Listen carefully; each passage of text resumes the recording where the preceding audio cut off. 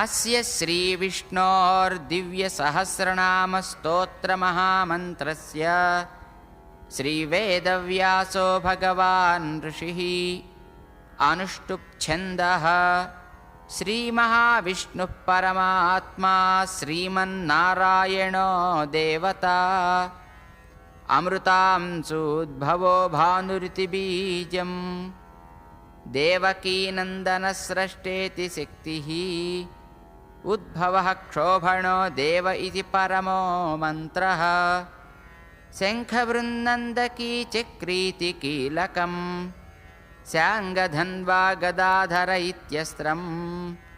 रथाङ्गपाणिरक्षोभ्य इति नेत्रम् त्रिसामा सामगः सामेति कवचम् आनन्दं परब्रह्मेति योनिः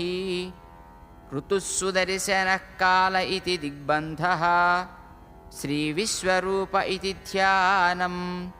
श्रीमहाविष्णुकैङ्कर्यरूपे सहस्रनामजपे विनियोगः।